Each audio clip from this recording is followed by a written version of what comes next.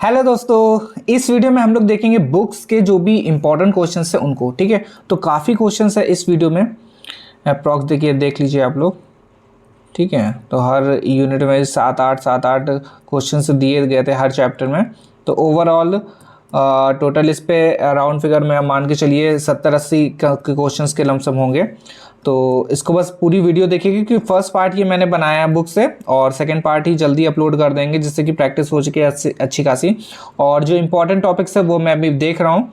जैसे कि अभी मैंने पहला डाल ही दिया है, तो उससे भी क्वेश्चंस देखिए एमसीक्यू में इस बुक्स में तो हैं। और क्वेश्चन हो सकता है देखिए, हो सकता नहीं, पूछा ही जाएगा कंफर्म, मान के चलिए कि एक क्वेश्चन तो आएगा। तो कुछ इंपॉर्टेंट्स मैंने डाल दिए हैं, प्लस अदर जितने भी इंपॉर्टेंट डेट्स हैं उनको भी तैयार कर लीजिएगा। और ईयर्स तो देखिए दो चीज़ तो काफ़ी मेन है, बाकी जो प्लेस है कहाँ क्या हुआ था, जितना भी हो सकेगा मैं अभी देख रहा हूँ उसको मैं करवा दूंगा। ठीक है, तो चलिए पहले इसको जल्दी से जल्दी कंप्लीट कर लेते हैं। सबसे पहला क्वेश्चन दिया गया, व्यक्ति के वंशानुक्रम के अतिरिक्त वह सब कुछ पर्यावरण माना जाता है जो उसे प्रभावित करता है। किसका कथन है ये? तो आंसर याद कर लीजिए, अंश टैसी का है। ठीक है, तो अंश टैसी का है, तो क्या हो जाएगा? देखिए अब इसको याद कैसे करते हैं। व्यक्ति के वंशानुक्रम के अतिरिक्त वह सब कुछ पर्यावरण है जो उसे प्रभावित करता है। तो खाली बस ये याद कर लीजिए, व्यक्ति के वंशानुक्रम से। ठीक है, तो अटैसी हो जाएगा इसका, अंश टैसी। और फिर इसके बाद है डॉ रेनमिल ने पर्यावरण के कारण को वर्गीकृत किया है। तो इसका आंसर क्या हो जाएगा? A option. 7 पार्ट में वर्गीकृत किया है। तो अब देखिए किसने करा है? डॉरेन मिर ने पर्यावरण के कितने कारकों को वर्गीकृत? 7 कर लीजिए। ठीक है, तो इसको याद कर लीजिए D7 या 7D कर लीजिए। 7D से आप लोगों को याद रहेगा।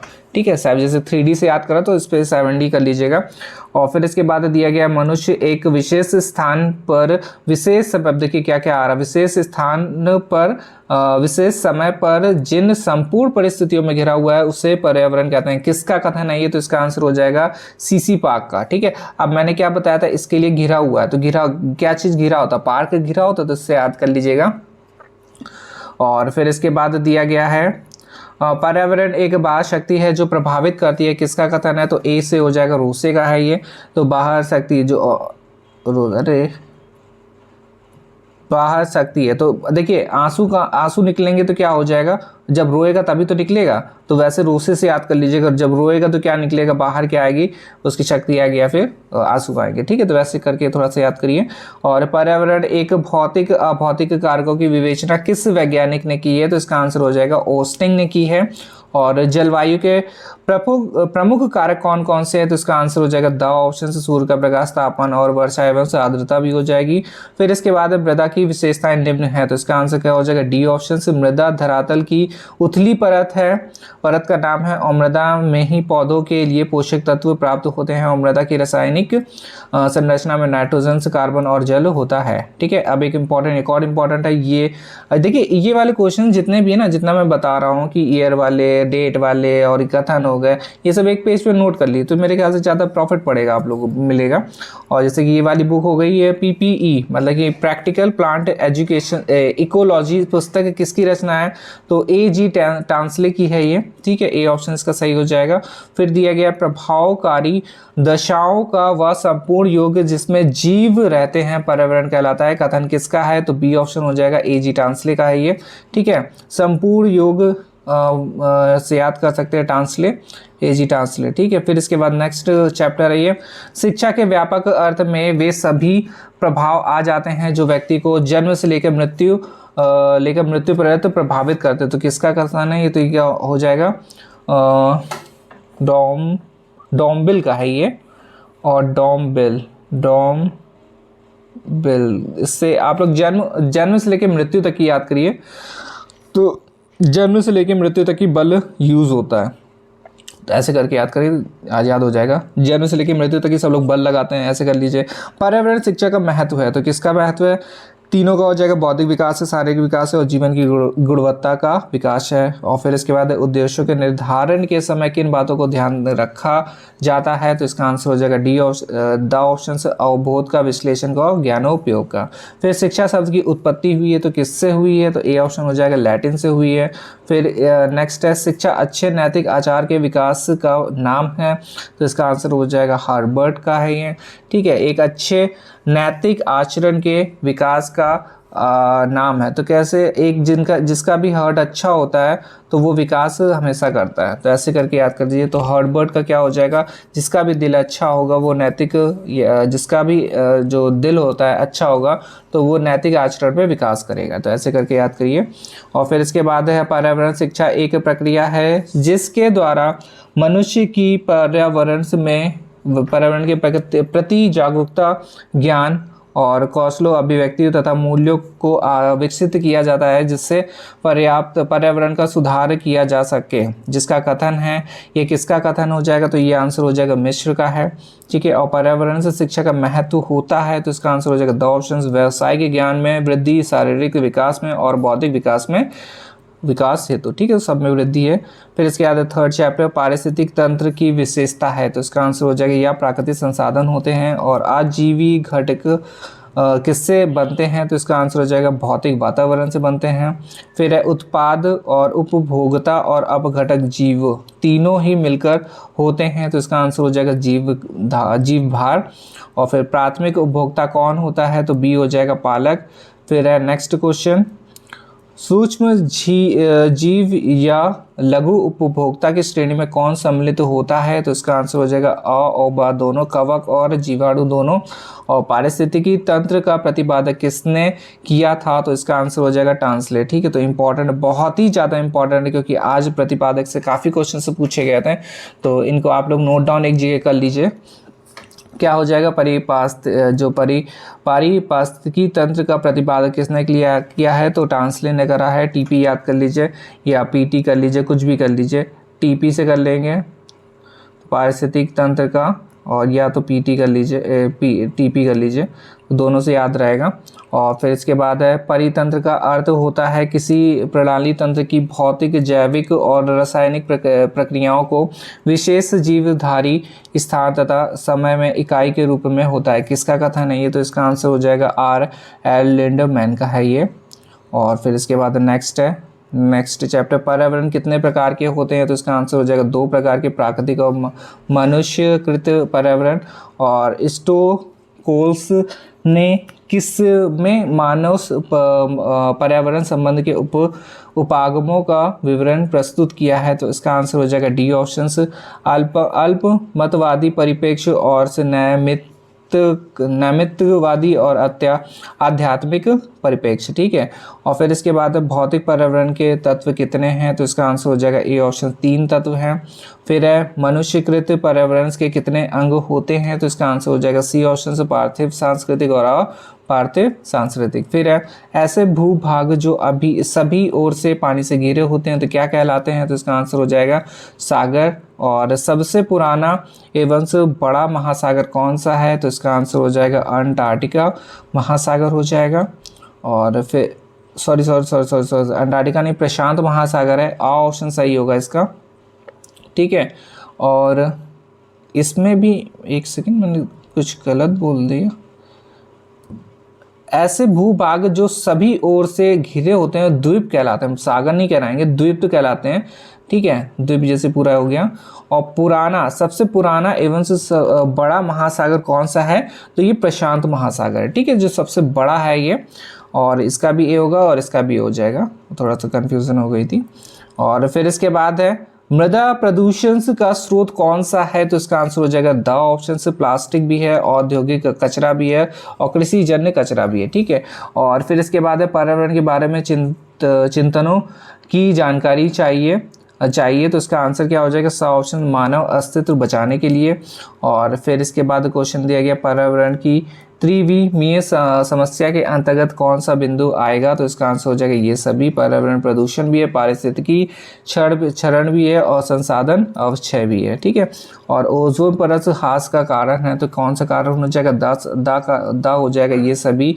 फ्लोरोकार्बन्स और एरोसोल फुहार और प्रशीतन।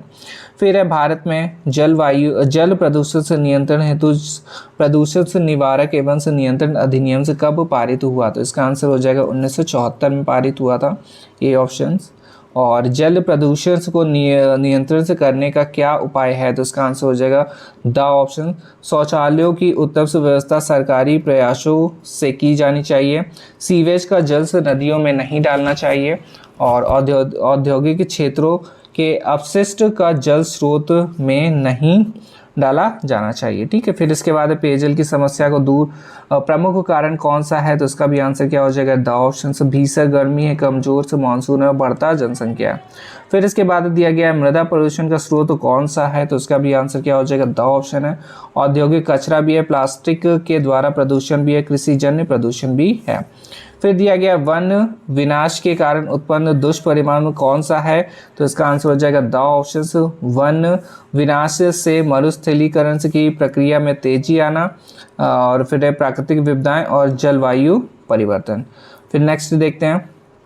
फिर है संविधान में सुरक्षा व संसाधन संरक्षण से के लिए कौन सी धारा है? तो इसका आंसर हो जाएगा 48A व 51A का जी। ठीक है, वर्षा जल संचयन का क्या लाभ है? तो इसका आंसर हो जाएगा द ऑप्शन। भूजल संरक्षण में सहायता, पानी और ऊर्जा संरक्षण दोनों को बढ़ावा, बाढ़ तूफान के पानी के अपवाह और कटाव को कम करना। ठीक है, तो ये तीनों कारण हो जाएंगे।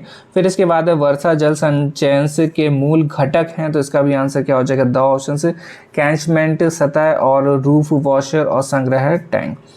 फिर नेक्स्ट क्वेश्चन है निम्नलिखित में से कौन सा कथन सही नहीं है? तो इसका आंसर हो जाएगा बी ऑप्शन से। इको टूरिज्म से वहाँ की संस्कृति जानने का मौका नहीं मिलता है। फिर नेक्स्ट क्वेश्चन दिया गया है किस सम्राट ने पौधों व प्राणियों के संरक्षण हेतु दंड निर्धारित किए थे? तो इसका आंसर हो जाएगा अशोक ने करे थे। फिर नेक्स्ट है क्वेश्चन वायुमंडल में N2O का प्रतिशत कितना है? तो इसका आंसर हो जाएगा द ऑप्शन हो जाएगा 8% है। और फिर है निम्न में से मुख्य ग्रीन हाउस गैस कौन सी है? तो द हो जाएगा कार्बन डाइऑक्साइड हो गया। और फिर इसके बाद दिया गया ओजोन परत क्षरण से के लिए मुख्य रूप से उत्तरदायी गैस कौन सी है? तो द हो जाएगा क्लोरोफ्लोरोकार्बन। और ओजोन सांद्रता मापन की इकाई कौन सी है? तो इसका आंसर हो जाएगा डॉप्सन हो जाएगा। और लगभग सारे संसार में कौन सा दशक सबसे गर्म रहा? तो इसका आंसर हो जाएगा द 90 का। और विश्व मौसम संगठन के अनुसार से भूतल के औसत तापमान में पिछली शताब्दी के दौरान कितनी वृद्धि हुई? तो इसका आंसर हो जाएगा 100 ऑप्शंस 0.45 सेल्सियस से लेके डिग्री सेल्सियस से लेके 0.60 डिग्री सेल्सियस। फिर इसके बाद दिया गया वायुमंडल में CO2 कितने प्रतिशत तक लगभग बढ़ी है? तो इसका आंसर हो जाएगा ब ऑप्शन 3.3% तक की बढ़ी है। और फिर इसके बाद है क्वेश्चन वातावरण में उपस्थित कौन सी गैस कांच की दीवार एवं छत की तरह काम करती है? तो ए हो जाएगा कार्बन डाइऑक्साइड। फिर इसके बाद दिया गया ओजोन क्षरत का CFC सिद्धांत किसके द्वारा दिया गया था? तो इसका आंसर हो जाएगा द ऑप्शन मारियो मोलिना। और फिर इसके बाद है शेरवुड राउलैंड। ठीक है, तो तीनों ऑप्शन सही हो जाएंगे। फिर इसके बाद है कार्य गोष्ठी के कार्यकर्ता के लिए किन व्यक्तियों की आवश्यकता होती है? तो क्या हो जाएगा संचालक की, संभागी की और व्याख्यानदाता की भी होती है, तो तीनों हो जाएगा इसका आंसर। और नेक्स्ट है जहाँ शिक्षण है वहीं अधिगम से आवश्यक या अवश्य होता है, तो किसका कथन है ये? तो B.O. स्मिथ का है ये।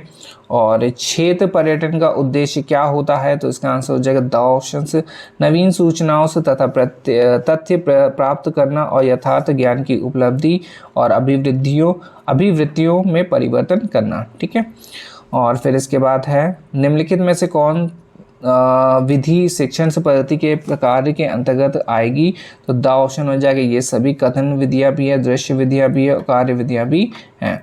फिर इसके बाद निम्नलिखित में से कौन समस्या समाधान विधि के पद में आएगा? तो इसका आंसर हो जाएगा द ऑप्शन ये सभी। और प्रोजेक्ट विधि के प्रवर्तक हैं तो ये तो पता ही होगा, किलपैट्रिक के, बहुत बार आज भी क्वेश्चन ये पूछा गया था। और क्षेत्र पर्यटन के प्रकार है तो इसका आंसर हो जाएगा द ऑप्शन से लघु क्षेत्र पर्यटन और दीर्घ क्षेत्र पर्यटन और समान क्षेत्र पर्यटन। फिर इसके बाद क्वेश्चन दिया गया 8 नंबर पर, निम्नलिखित में से कौन से स्थान क्षेत्रीय अध्ययन से हेतु जाने योग्य है? तो इसका आंसर हो जाएगा द ऑप्शन से नदी, वन और चिड़ियाघर। फिर इसके बाद है क्वेश्चन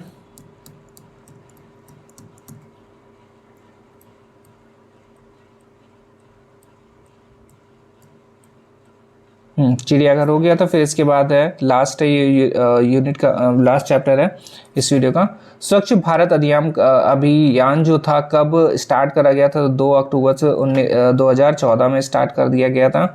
और फिर इसके बाद है देखिए इसको 23R13 का अर्थ लिखा हुआ है, इस पर 3R भी लिखा जा सकता है। तो द ऑप्शन हो जाएगा पुनः उपयोग रीयूज हो जाएगा, और पुनः चक्रण से रीपर्पस हो जाएगा, और पुनः चक्रण रिसाइकिल हो जाएगी। चक्रण 2 बार लिखा हुआ, रिसाइकिल ही होगा फिर, ठीक है। तो देख लीजिएगा इसको, रीयूज, रीपर्पस और रिसाइकिल याद रखिए। और नेक्स्ट दिया गया कचरा मुक्त शहरों के लिए स्वच्छ भारत मिशन के तहत स्मार्ट स्टार रेटिंग कार्यक्रम शुरू किया गया था। तो कब शुरू करा गया था? 2018 में करा गया था। और सन 2011 की जनगणना के अनुसार भारत की शहरी आबादी थी तो क्या हो जाएगा 377 मिलियन। फिर है भारत में अस्पष्ट प्रबंधन के कार्यक्रम हैं तो इसका आंसर हो जाएगा द ऑप्शन से स्वच्छ भारत अभियान कब हुआ था?